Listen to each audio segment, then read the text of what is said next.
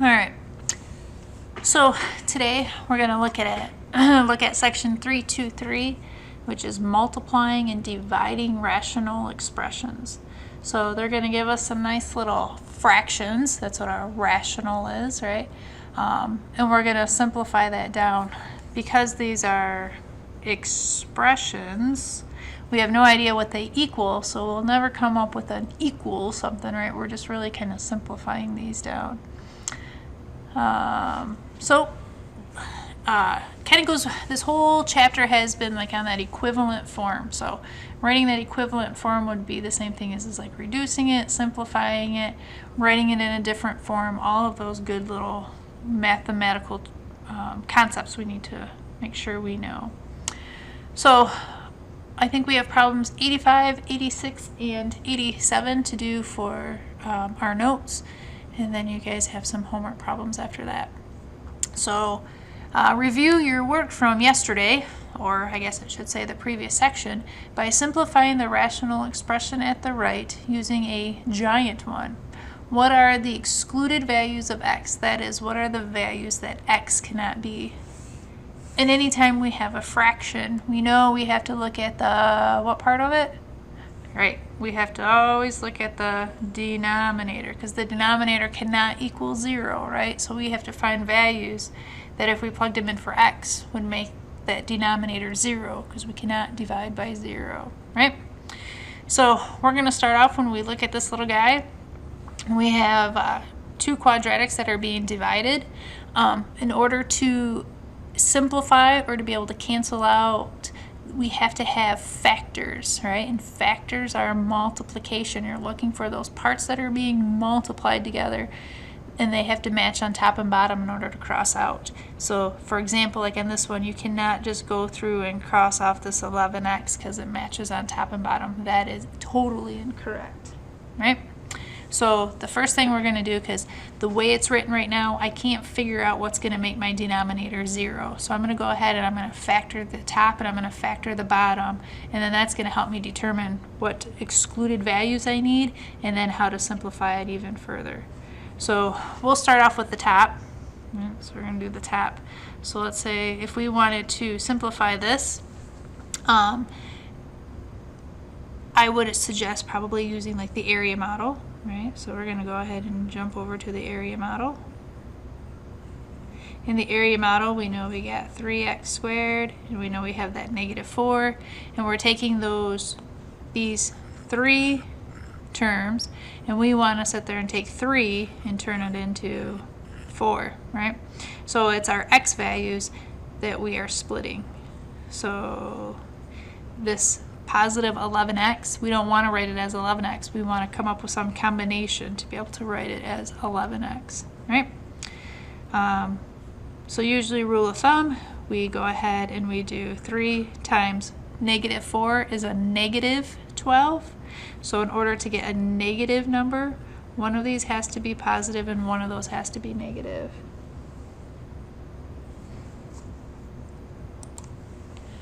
And then we need to find our factors for 12. So to get to 12, we either have 1 times 12, 2 times 6, or 3 times 4.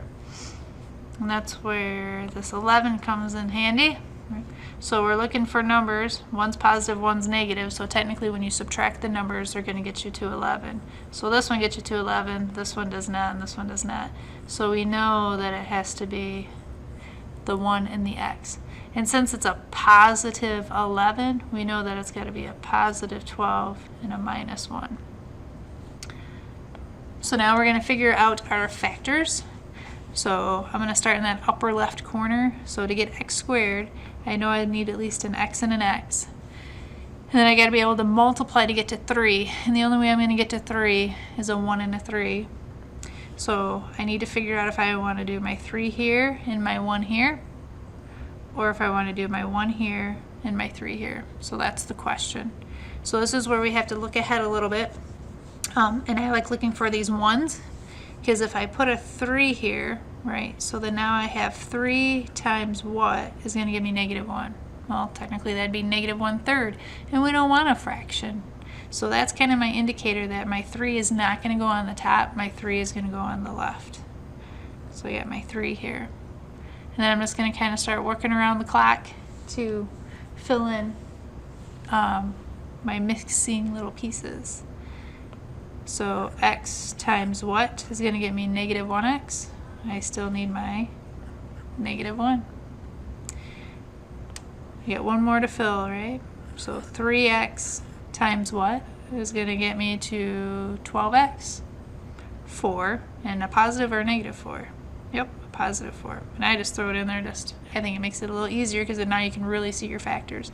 And then I just always double check. 4 times negative 1, negative 4. Yep, so I should be good to go.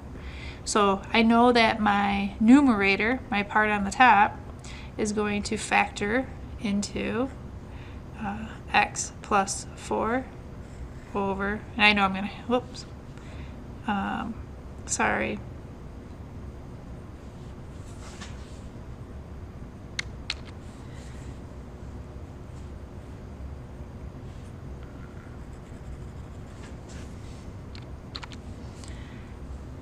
So I know that my numerator is going to factor into x plus 4 over 3x minus 1. And now I just need to factor my denominator. So I'm going to take this guy, I'll throw him over here. So again, to me it's not, you can't factor it really easy by doing kind of that FOIL method of figuring out those two parentheses. So I'm going to jump right into using that area model. I have my 2x squared. I know I'm going to have an x and x that I got to figure out. And then my bottom is going to be 12. And I don't know about that red on the screen. We're going to finish it for this problem, but I think it might be changing that color. So again, I'm going to look back at my original, and I have 2 times 12 is 24. So I need to come up with, and it's a positive 24. So the only way that I can get positives is if my x's are a positive and a positive, or a negative and a negative. And on this one, that positive 12 is going to tell me that it's got to be a positive and a positive. So now I'm going to figure out my factors of 24. So 1 times 24, 2 times 12, 3 times 8, 4 times 6, no 5, and then we're right back to where we are.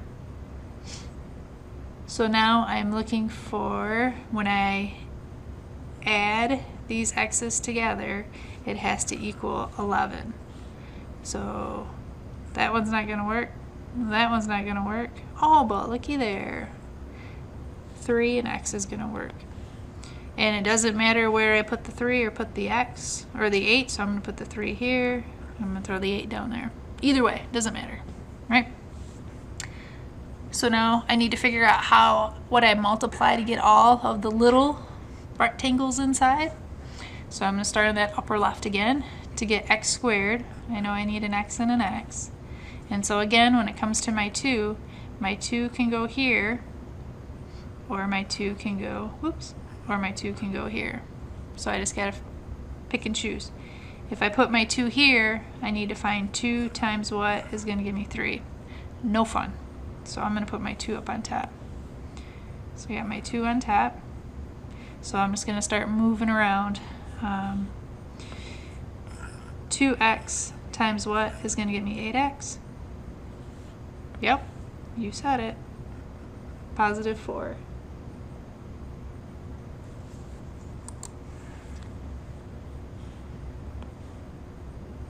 What times x is going to get me to 3x? Positive 3. And then I'm just checking that last one. Positive 3 times positive 4 gives me a positive 12. So now in my denominator, my factors are 2x plus 3 and x plus 4. Right? So before I go any further, I want to find my excluded values. So my excluded values are values that's going to make my denominator 0. So since these two little guys are multiplied together, we know that either 2 2x plus 3 can equal 0, and x plus 4 cannot equal 0, right? Solve these babies for x. I'm going to subtract 3 from both sides. I'm going to get x equals, 2x equals negative 3. Divide by 2, x is going to equal negative 3 halves. And then I'm going to subtract 4, x equals negative 4. So my excluded values, x cannot equal negative 3 halves or negative 4, right? So that's part of my solution. And then the other part is looking at my factored rational expression to see if I have anything that matches on top and bottom. That's a factor. Factors are what's multiplied. So we want to see what parentheses match up exactly. And I can see that my x plus 4 and my x plus 4 match up. My 3x minus 1 and 2x plus 3 completely different. So simplified form is going to be 3x minus 1 over 2x plus 3. So make sure you're including both of these pieces. Okay. All right. Problem 86 with your team. I'll be your team if you'd like. We need to review your responses from your homework on problem 82. Verify with everyone that everyone obtained the same answers, and be prepared to share with the class how you multiplied and divided the fractions below, right? So we already kind of worked on these problems, so we're just going to kind of go through my thought process. My thought process could be different than your thought process, but I'm going to give you mine, right? So for that first one, we have 2/3 times 9 over 14. When we're multiplying fractions, we're multiplying those babies straight across, right? So this would have been 2 times 9 over 3 times 14, right? And then if we wanted to, we can simplify that down even further. 2 times 9 is 18 over 3 times 14, which is 42, right? And then we can work on reducing that down into simplest terms. The other way you could approach this problem is you have your 3/9 times, your 2/3 times your 9 over 14, and we can cross reduce. We know that 2 goes into 2 once, 2 goes into 14 7 times, 3 goes into 1, 3 goes into 3 once, 3 goes into 9 3 times. Now we have 1 times 3 over 1 times 7, which is going to give us 3 over 7. Right. On the second one, we have 3/5 divided by 12 over 25. When we are multiplying fractions, we are I'm having a rough day with my language, aren't I? When we are dividing fractions, we are multiplying by the reciprocal. So to multiply by the reciprocal, we get 3/5 times the reciprocal, you're just flipping it over, 25 over 12. And then now you're right back to a problem like this. And then you can make your choice if you either want to multiply it all out and then reduce it to where we know that on this one, 6 goes into both of these, so you're dividing these both by 6, and you're getting 3 over 7, right? Same answer as the one below. So whichever method you want to use, whichever one you're more comfortable with, this one or this one, when it comes to finishing this problem. All right. Problem 87, they gave us a whole bunch of problems to look at. We're going to kind of pick and choose a little bit, right? So use your understanding of multiplying and dividing fractions to review the expressions below. Then look for giant ones and simplify. Those giant ones is what I refer to as those factors, right? And simplify. For each rational expression, also state any values of the variable that would make the denominator 0. So those would be those excluded values. Okay?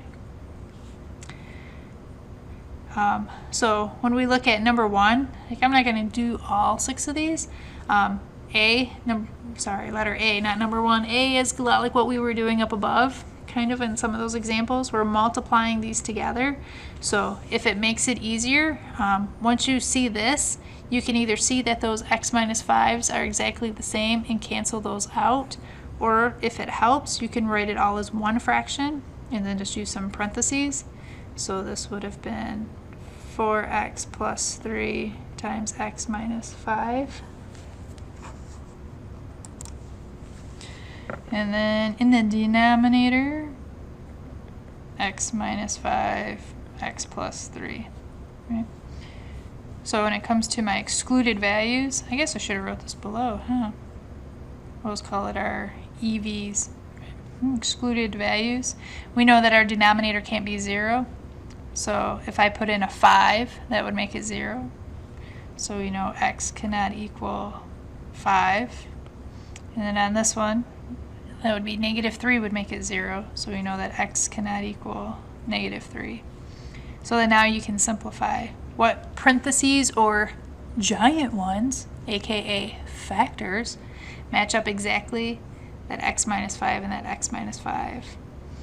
So then you're left with 4x plus 3 over x plus 3. So you get that in your excluded values.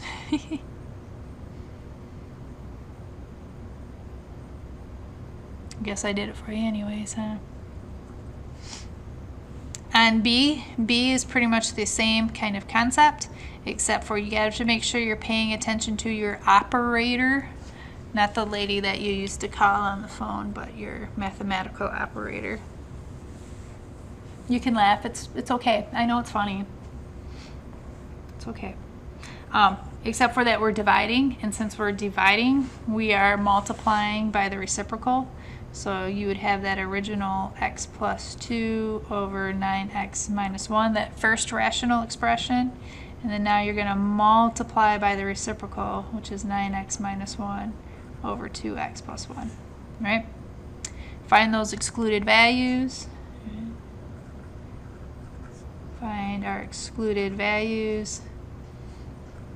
And then you can cancel those factors or giant ones, right? And then you're good to go on that one. Look at, I repeated this like over and over again. Then I don't even use the space I provided myself below, right? On letter C, we have 2m plus 3 over 3m minus 2 times 7 plus 4m over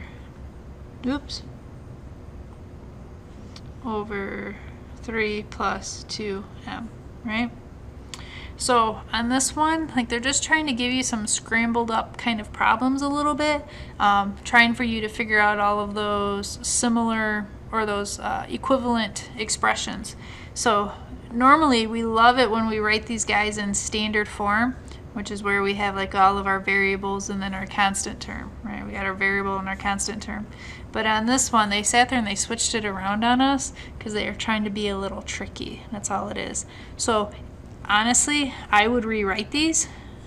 So I would have the 2m plus 3 over 3m minus 2 times, and then rearrange this one. All you're doing, like technically, this is a positive 7 and this is a positive 3.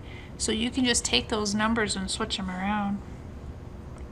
So if I write my 4m first, and it's a positive 4m, so it's just 4m, and it's a positive 7, over, I have a positive 2m and a positive 3. And then now it might make it easier when we look at these two guys. Look at those two. Now they match up perfectly. Sometimes when it's written this way, it's kind of hard to see that those are exactly the same thing. So once you rewrite it, then it makes it a little bit easier. Same thing, you're going to find those excluded values. right? You're gonna give me that, baby. And then you're going to simplify it as much as possible, and then, you know, simplest form. I'll just write that on there.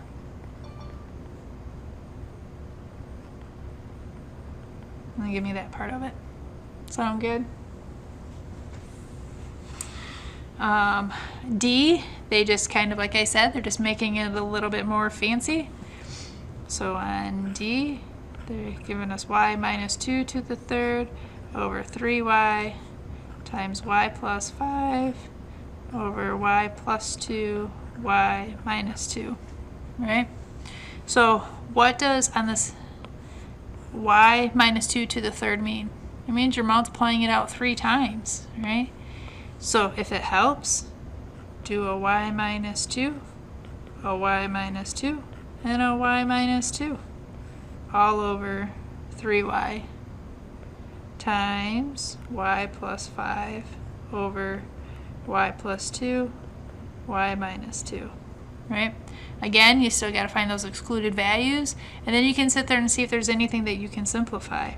And you're looking, they have to match up perfectly. So there's no 5y in the denominator, but there is y minus 2. There's one y minus 2 and a y minus 2, or whichever one you pick. You can only cancel one of those out because there's only one in the denominator, right? So then those guys would cancel out, and then you would be simplifying it down farther. On C, we have 15x to the third over 3y divided by 10x squared y over 4y squared, right? So if we are dividing, we're multiplying by the reciprocal. So we would have 15x to the third over 3y times, now in the numerator would be 4y squared, and the denominator would be 10x squared y. So we're going to find those excluded values.